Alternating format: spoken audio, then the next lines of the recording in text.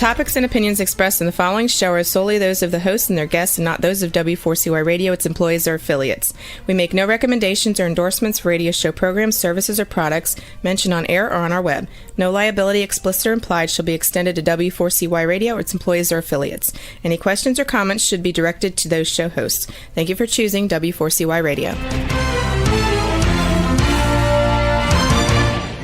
Draw me close to you, never let me go, and lay it all down again, to hear you say that I'm a friend. Good day. The Almighty Creator desires a deep personal relationship with you. My name is James Robertson. I'm a researcher, publisher, and teacher regarding the matters and truths of the Almighty Creator, whose true name is Yah, the eternally self-existing. I've been actively serving him since 1993, over 32 years. If you're not actively serving Yah, then by default you are serving Satan. My objective is to show you how you can make a big difference on earth and qualify for a position of high esteem in heaven for eternity. It's important to understand that as a believer, just being good is not the point. It's relationship with Yah that counts. Without this, you will be in a very unpleasant place in heaven with no way out. My aim is to show you how to get close to Father. If you're a good person without a clear relationship with Yah, then you're in a spiritual no man's land and you will not enter heaven when you die. The Creator said regarding unbelievers, why would I want someone to spend eternity with me when they do not believe I exist? Yah is calling everybody on the planet to be involved and serve him and help him to have victory over Satan. Fundamentally, we each need to learn to see things on earth from Yah's perspective. Please visit my website at www.endtimeissueministries.org or email me on james@endtimeissueministries.org. So today we're going to continue with part 2 of the miraculous planning of the death of Yahooshua. Yahooshua being the correct name for the man commonly known as Jesus. Overview. Yahooshua, meaning Yah is salvation, incorrectly called Jesus, died on a stake exactly over the Ark of the Covenant that had been hidden roughly 616 years earlier by YirmYahoo, incorrectly Jeremiah, in 589 BC, in a cave 20 feet below the execution site in solid rock. The earthquake as Yahooshua died split the rock from the stake hole to the top of the ark, so that when the soldier pierced the side of Yahooshua after he died, and water ran out all the way, blood and water ran out all the way down to the land on the mercy seat of the ark. This ushered in a new priesthood, a new covenant, and a new atoning sacrifice for sin. All told, a major miracle of pre-planning by the Almighty Creator with the full knowledge of Yahooshua. This broadcast discusses the details of this miracle in some detail. This follows on from part 1, which was broadcast last Friday, and if you haven't listened to that, it is on the website, it is on YouTube, it is on LinkedIn. I strongly encourage you to listen to it. If you go to the website, www.endtimeissueministries.org, near the top of the menu, you'll see a page called Broadcast, and you'll see a section there with the last week's broadcast there, and you can link on that to YouTube or on the website or wherever. So this is based on the article 2020.10.01, The Miraculous Planning of the Death of Yahooshua, Where, How, and What, and it was updated at that stage. So the next point I want to make is that the earthquake split the rock. As Yahooshua died, an earthquake split the rock mass through the stake hole where he was hanging, all the way down to the cave, and cracked the stone lid on the stone box in which the ark was hidden. Look at Psalm 22, 1 to 31, Mark 15, 33 to 41, Luke 23, 44 to 49, Yahooshua, John 19, 28 to 30. And so going here with Luke, now from the 6th hour there was darkness over all the land until the 9th hour. And about the 9th hour, Yahooshua cried in a loud voice, saying, Eli, Eli, lama sabachthani. That is to say, my El, why hast thou forsaken me? Some of them that stood there when they heard that said, this man is calling for Elias, Elijah, Elijah. And straightway one of them ran and took a sponge and filled it with vinegar and put it on a reed and gave him to drink. The rest said, let it be, let us see whether Elijah will come to save him. Yahshua, when he had cried again with a loud voice, yielded up the ghost, and behold, the veil of the temple was rent in twain from the top of the bottom, and the earth did quake, and the rocks rent. That's, Yahoo 27, 45 to 51. Note that the correct translation of El, or Eli, commonly translated God, is my darling mighty one, or my beloved mighty one, or in the case of Yahooshua, my darling, demonstrating the depth of the relationship that existed between Yahooshua and Yah. So El is a Hebrew word that relates to a love relationship with Yah, my beloved. In general purposes, general translation, you would translate El as my beloved mighty one, Eli, my beloved mighty one. In the case of Yahshua, the depth of the relationship was so great that you could translate it as my darling mighty one, or my darling. And then Yahshua's side was pierced. After Yahshua died, a soldier pierced his side with a spear, so that blood and water flowed down the stake, down the earthquake crack, and onto the mercy seat formed by the lid of the Ark of the Covenant. Yahooshua 19:34. But one of the soldiers with a spear pierced his side, and forthwith came there out blood and water. The key thing here is that blood reached the mercy seat. Folks, this is what I'm sharing with you here is known to very few people. I had the privilege way back in 1999 of coming across the teachings of Jonathan Gray and then subsequently Ron Wyatt and their videos proving the locating of the Ark of the Covenant. And it's on the web, internet, but not many people are aware of it. So this is really important stuff. And you can't understand what Yahooshua accomplished unless you understand what we're talking about now. So a broken heart. Yahshua died of a broken heart at losing the presence of Father. So all the blood in his heart was released, and water was released. And this was necessary for sufficient volume of blood and water to run all the way down the crack. I've quoted an article before that. The article is on the website. You can see the pictures there. And this was independently verified by Ron Wyatt and Jonathan Gray. So, picture. Yahshua has walked with Yah from the beginning of creation. Comes to earth. He's beaten, tortured, dies a terrible death, hangs on the stake for 9 hours. But he's so anointed that he can't die. And so Yah takes his spirit from him. And Yahshua feels that go. And he says, my darling, why have you forsaken me? And he dies of a broken heart for you and for me. Think about it. Think about it. Think about it. And then only the female chromosomes The blood discovered on the mercy seat by Ron White was taken to a laboratory, and it only contained one set of chromosomes, the female set, proving that Yeshua was born without a father, plus one male chromosome element for the male gender. So the X and the Y chromosomes, and I don't remember all the finer details there.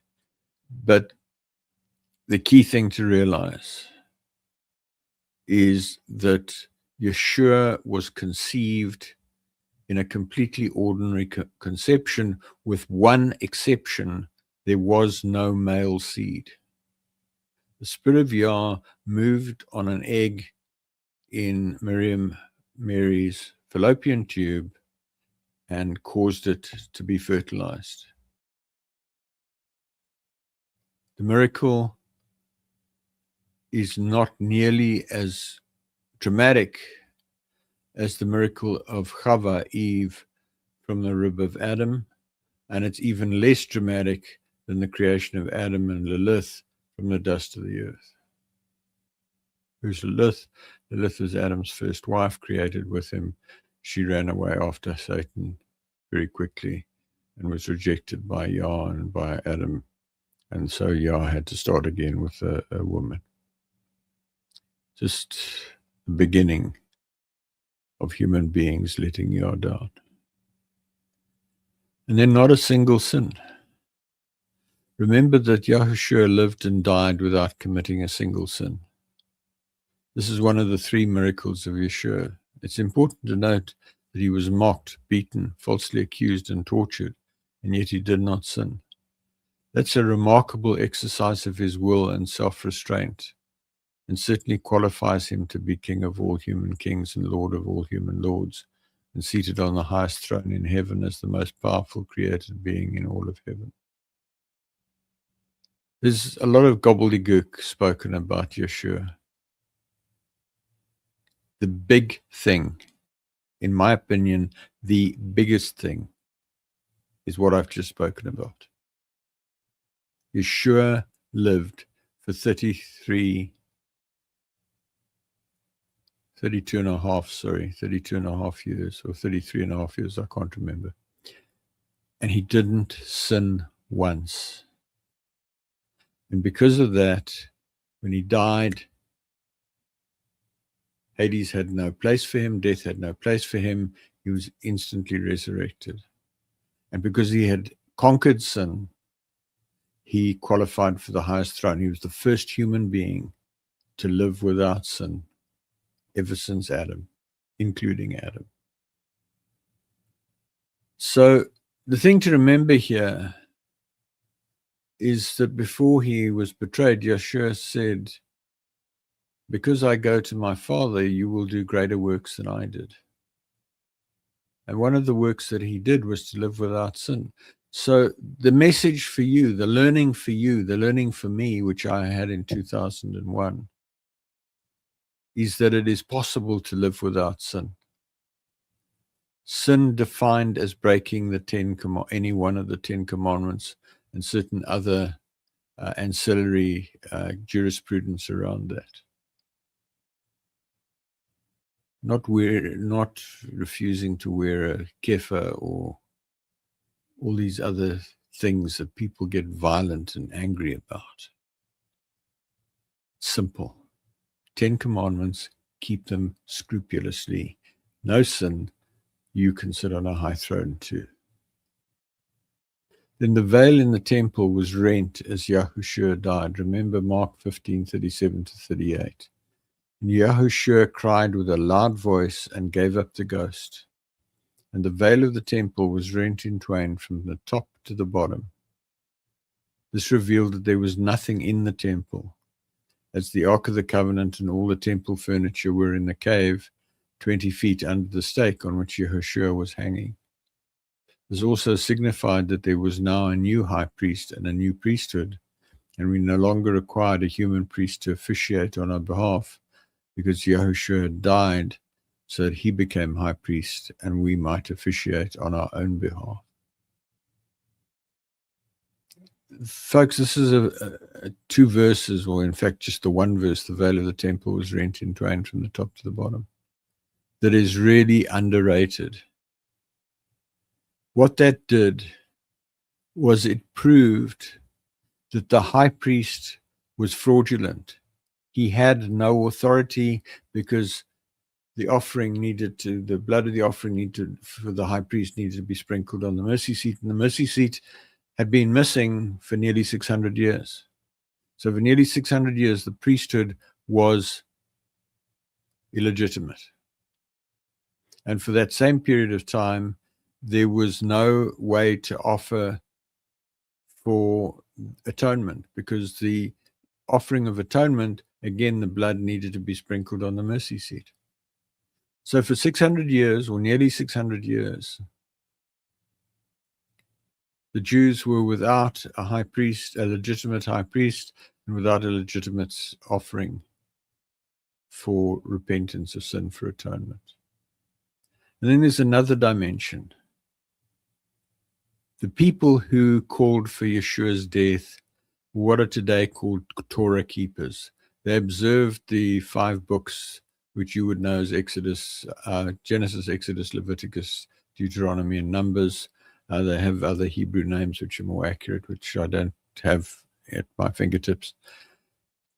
And that whole thing was abolished. Yeshua introduced a new covenant. And if you are one of these people who's hanging on to Torah today is the 10 Commandments, nothing more, nothing less. And then filled with the Spirit of Yah. It's important to note that Yahooshua was filled with the Spirit of Yah when Yahuchanan immersed him. That's John incorrectly. Immersed him, and it was the Spirit of Yah in and on Yeshua, the anointing, incorrectly Christ, that performed the miracles and spoke through Yahushua.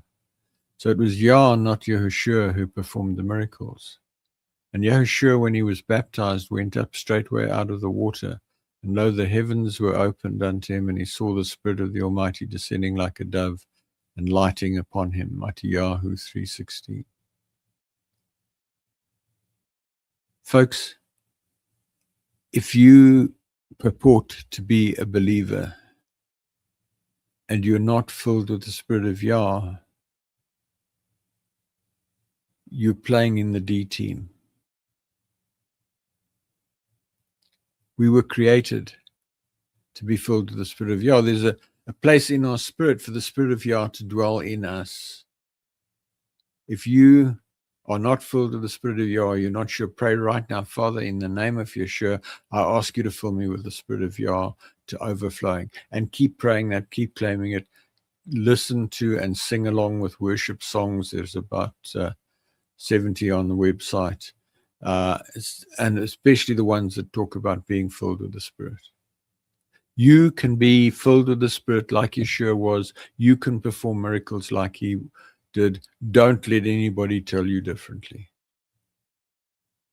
And then Yeshua was instantly resurrected. When he died, he left his body and he was instantly resurrected into heaven because he had no sin, and therefore death had no hold on him.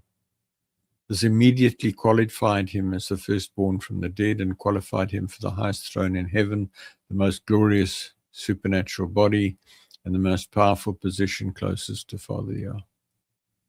There's no mystique, there's no magic. It's all strictly legal and above board. He didn't float around for 3 days in whatever. He just took 3 days to manifest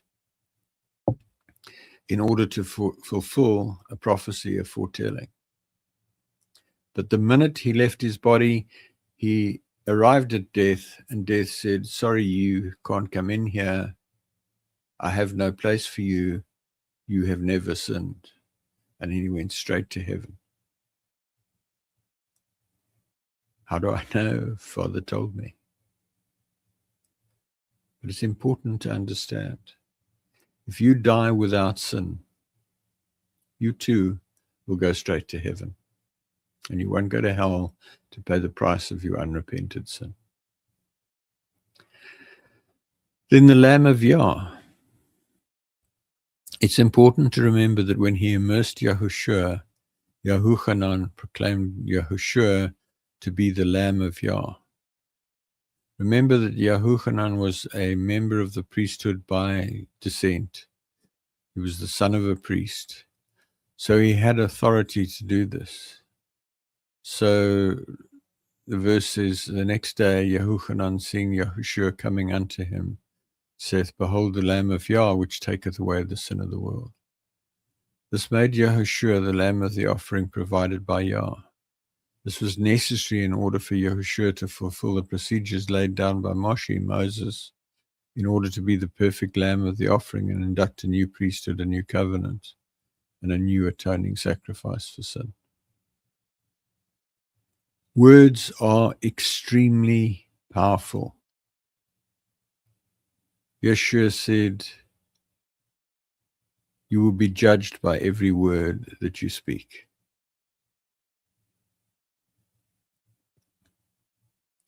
So here we have Yeshua and Yahuchanan, incorrectly John the Baptist, Yahuchanan the Immerser, proclaims, Behold the Lamb of Yah. He makes a prophetic assignment of Yeshua as the Lamb of Yah. 3.5 years later, Yahushua is offered up as the spotless Lamb of Yah as an offering on the stake. And he dies, and his blood falls, runs down the stake through the earthquake crack onto the Ark of the Covenant. And a new covenant is instituted, a new priesthood is instituted, and a new atoning sacrifice for sin is instituted. But all of it happened by direct fulfillment of the commandments and instructions of Moses back in Exodus. And so he was the Lamb of the offering. The night he was betrayed, Yeshua proclaimed that the bread and wine were an acceptable proxy for his flesh and blood, and therefore for believers everywhere to receive forgiveness for sin. Matthew 26:26-28. And as they were eating, Yahushua took bread and blessed it and brake it and gave it to those who followed him. He said, Take, eat, this is my body. And he took the cup and gave thanks and gave it to them, saying, Drink ye all of this, for this is my blood of the new covenant, which is shed for many for the remission of sins. So another prophetic assignment. Yeshua says, my body is the body, and my blood are the body and blood of the perfect sacrifice. I assign that body and that blood to the bread and the wine.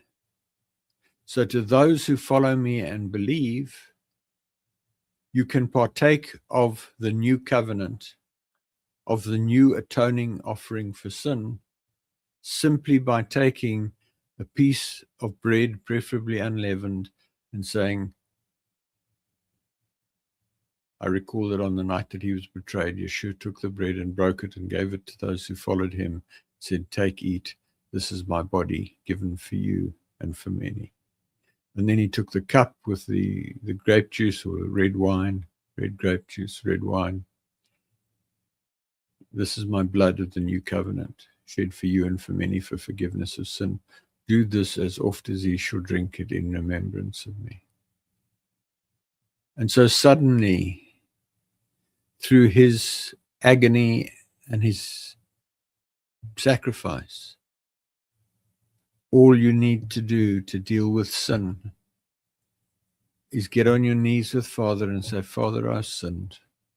Please forgive me. And then take the bread and the wine and say, by virtue of this cup and the offering of Yeshua, I receive forgiveness and cleansing of my sin. It's that simple, it's that powerful, it's that beautiful. So this prepared the way for Yeshua to become the atoning offering for sin the following day, and for us to have access to that offering through bread and wine. This is an absolutely critical element of the spiritual legalities related to the ministry of Yahushua. This allows you to officiate for your own release from sin at any time, whenever necessary, with no requirement for an intermediary priest or similar, remembering that Yahushua is your high priest. And he is there. He's perfect. He's without sin. So he's always in authority. I did a message just before this to a good friend and brother. I said, it seems to me you don't have a full revelation of your authority as a believer.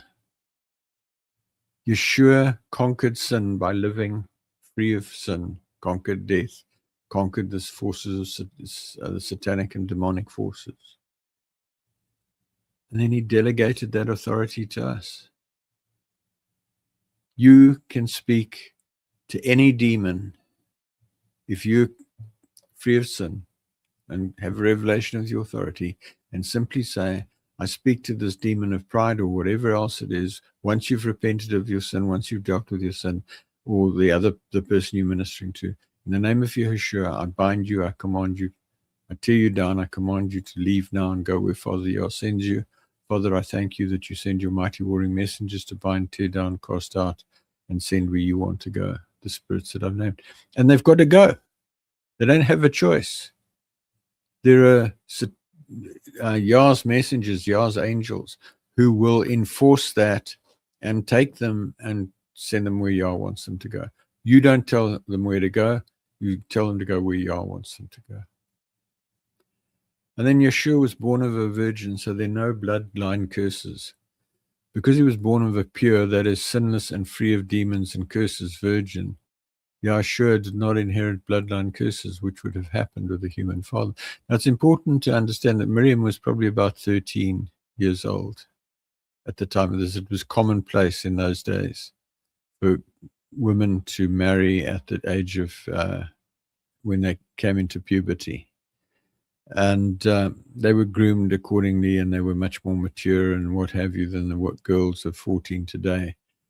But she was sinless, free of demons, free of curses. So Yeshua was born free of curses, free of demons. If there'd been a human man involved, it would have been not been possible for Yeshua to live free of sin, because he would have been born of a sinful man and with bloodline curses and demons and all sorts of nonsense.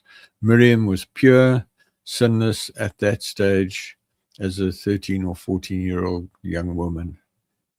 And he inherited that through the virgin birth. So this stuff that Yah begat Yeshua and God had sex with Mary, and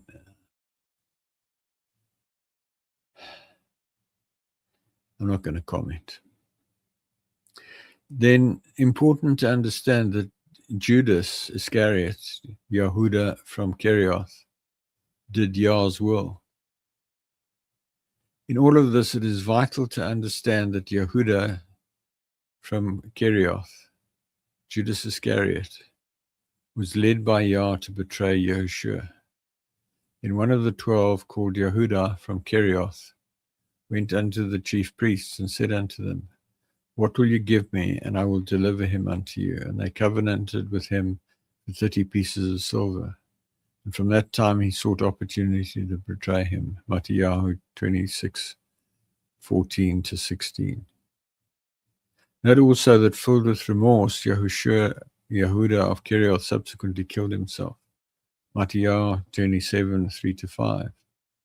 Then Yehuda, which had betrayed him, when he saw that he was condemned, repented himself and brought again the 30 pieces of silver to the chief priests and elders, saying, I have sinned in that I have betrayed the innocent blood. And they said, What is that to us?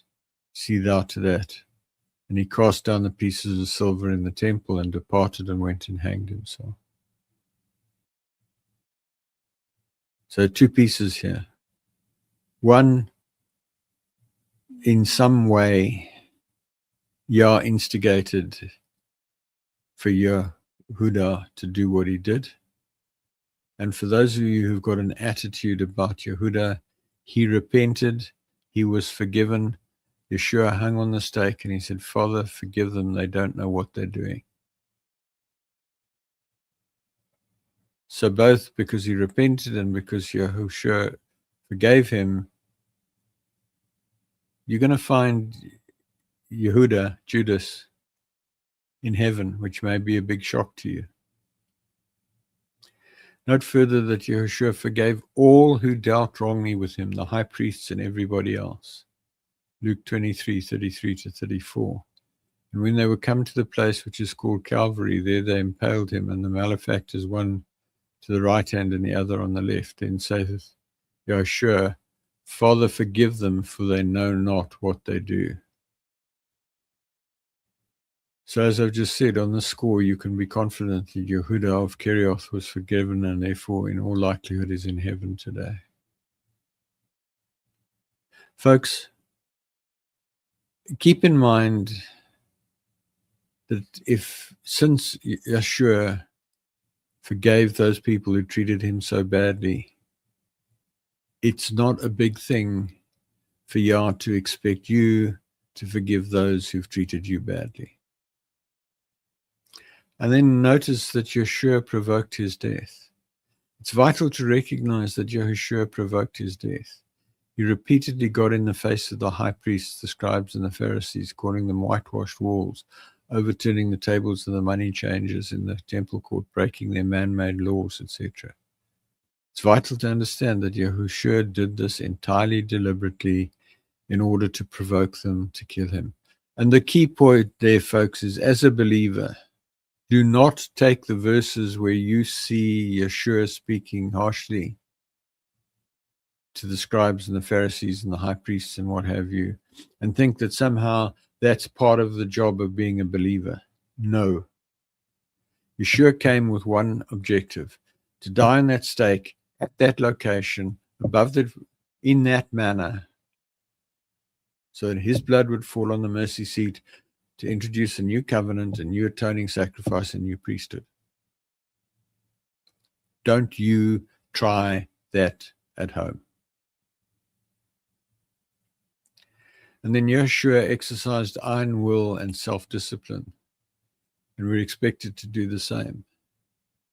Yeshua exercised iron will and self-discipline to go through what he went through and to die the way he did. He and Yah expect the same from us who claim to follow his example. Note that the Bible calls us disciples,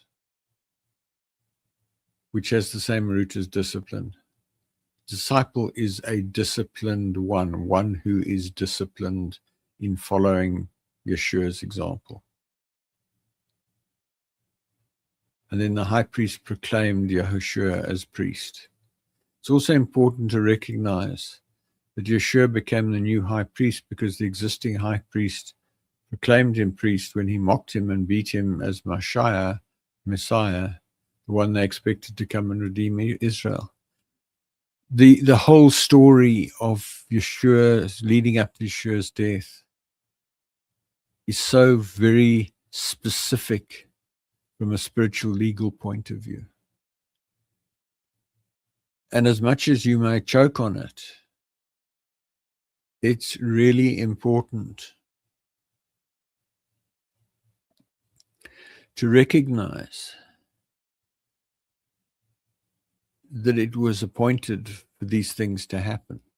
Not necessarily the finer detail, but it was appointed for the high priests and the scribes and the Pharisees to cry for Yeshua's death. It was appointed for them to proclaim him the Messiah, the Anointed One. And then Pilate proclaimed Yeshua King of the Yehudites. It's also important to recognize that Yeshua became the King of the Yehudites, the King of the Jews, because Pilate proclaimed him the King of the Yehudites. And we're looking at Yehuchanan, John 19:19-22. And Pilate wrote a title and put it above the stake, and the writing was Yahushua of Nazareth, the King of the Yehudites. And he did it in Hebrew, Greek, and Latin. This title then read many of the Yehudites, for the place where Yahushua was crucified was nigh to the city and was written in Hebrew and Greek and Latin. And said the chief priests of the Yehudites to Pilate, write not the King of the Yehudites, but that he said, I am the King. He said, I am the King of the Yehudites. Pilate answered, "What I have written, I have written." And on the website, you'll find a copy of a letter that Pilate wrote to Caesar in Rome, talking about Yeshua and the death of Yeshua. It's very informative, and I strongly encourage you to go and find it and read it. I found it most worthwhile. And then the people made Yahooshua the offering for sin. Also, the people made Yahooshua the offering for sin. When Pilate, so we're looking at Yahoo 27, 24 to 26. When Pilate saw that he could prevail nothing, but that rather a tumult was made, he took water and washed his hands before the multitude, saying, "I'm innocent of the blood of this just person, see ye to it." Then answered all the people and said, "His blood be on us and on our children." Then released he Barabbas unto them, and when he had scourged Yahooshua, he delivered him to be impaled. Notice that Pilate proclaims Yahshua to be free of sin, necessary for him to be the sinless lamb of the offering. People proclaim that Yahshua's blood is upon them and upon their children. This was necessary for an atoning sacrifice to be made. And if you go and look, I think it's in Leviticus, what you will find is that when the blood sacrifice was instituted on the Day of Atonement by Moses, the high priests took some of the blood of the lamb and sprinkled it on the mercy seat of the Ark of the Covenant. And so when Yeshua died, his blood was sprinkled on the Ark of the Covenant. That was needed for an offering for atonement.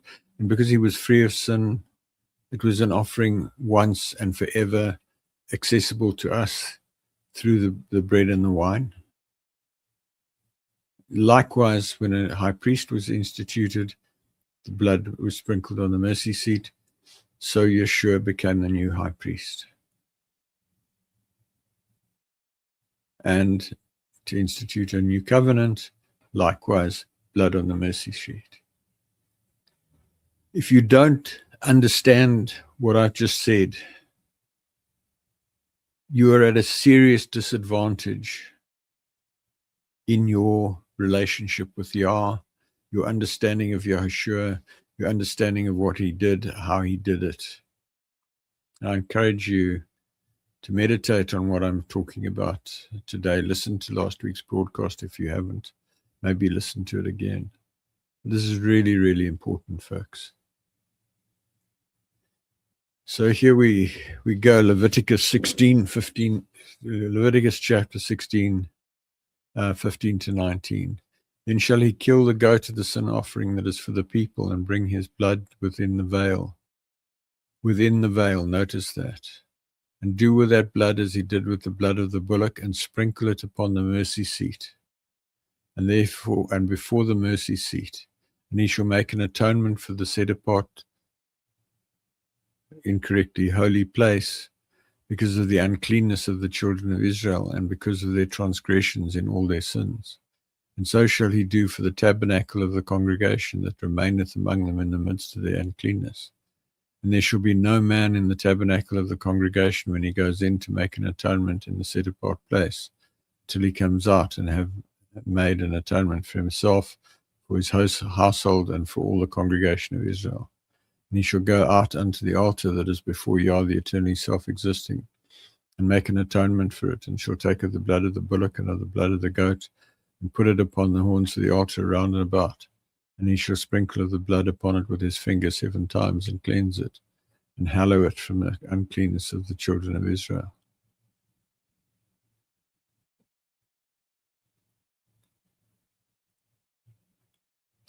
So, I don't mean to be disrespectful, but it was a hang of a palaver. You had to have a tabernacle or a temple. You had to have a sanctified high priest. You needed to have a veil. You needed to have an Ark of the Covenant. It was a whole mission to get forgiveness from sin.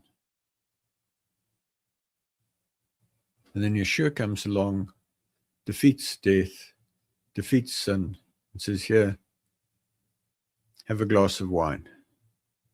And while you're doing that, receive forgiveness through my offering. It's amazing, folks. I hope you're getting what I'm saying.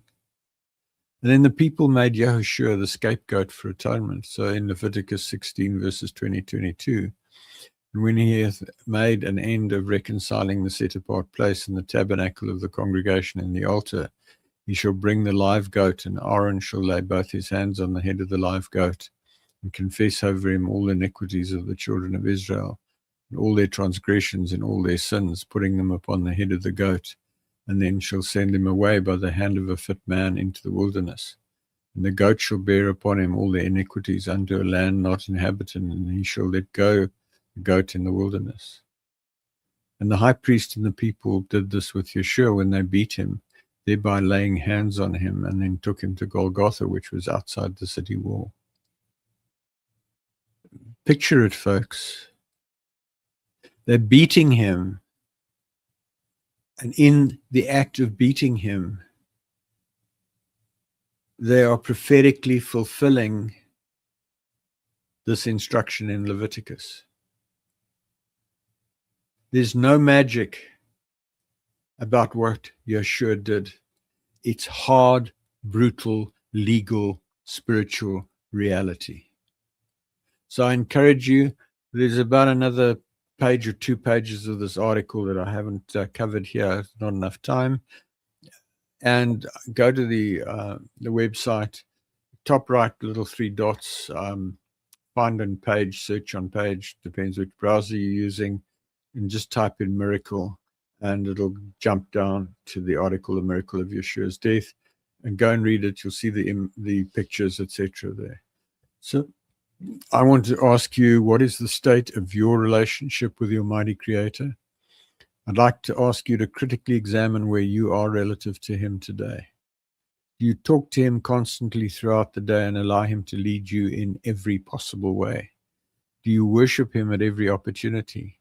Have you clearly and unambiguously heard Him call you friend? If not, you're failing in your life purpose, and you will be bitterly disappointed when you die. If you've now come to belief, please pray along the following lines. Father Yah, I come to you in the name of Yahushua, and I believe that you exist. I confess my sin of unbelief and repent of my unbelief, and I ask you to forgive my sin. I now commit my life to you, and I ask you to take me by the hand and lead me into deep relationship with you. I ask you to fill me with your spirit and to change me and help me to become the person you want me to become. I ask you to help me find people who can help me, and help me find books, websites, articles, and other resources that will help me.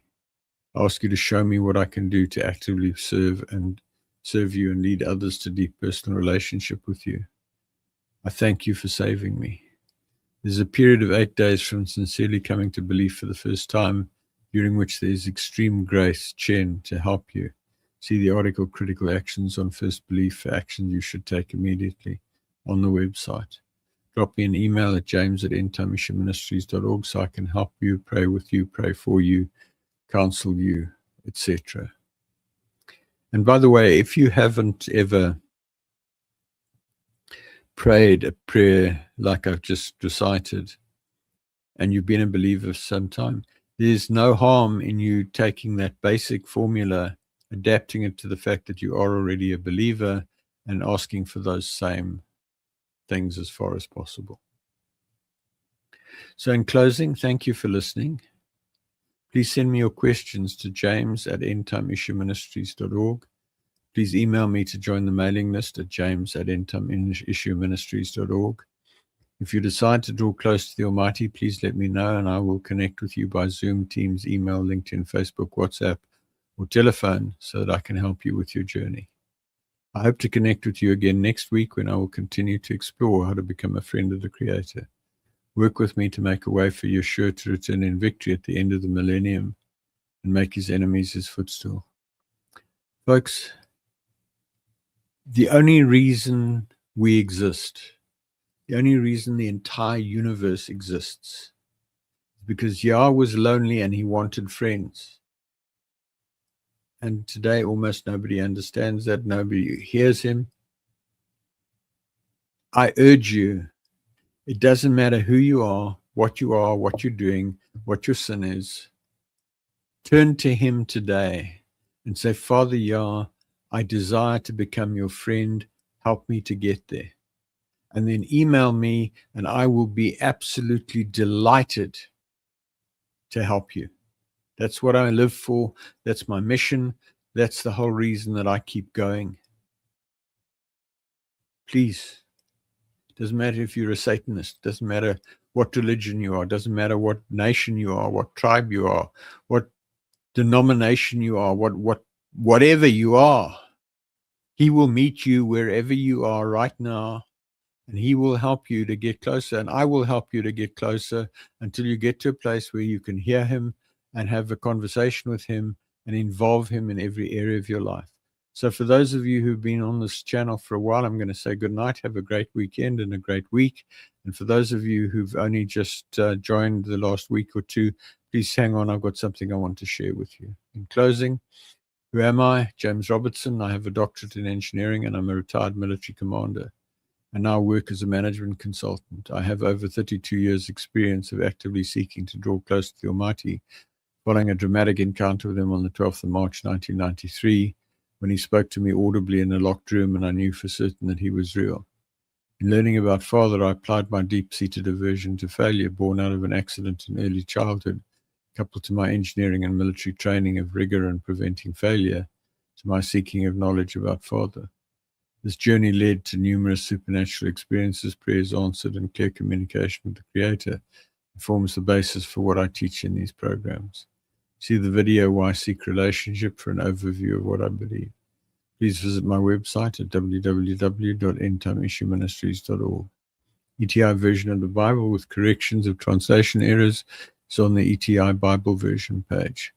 Recordings of nearly all of the teachings broadcast so far, go to www.relationshipwithcreatorradio.com or search on Google for Relationship with Creator Radio.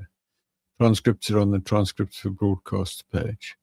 Books with teachings from 1998 till May 2019 on the Books for Printing page. I publish regular email articles. Email me on james@endtimeissueministries.org to be added to the list or to seek counsel or prayer or give me feedback. Visit the website and use the article keyword cloud, table of contents, article search, and Google search to locate the information you're looking for. Folks, that's it. I'm out of time. So I'm going to say good night, go well, have a great weekend and a great week, and turn to Yah. He wants you to become his friend.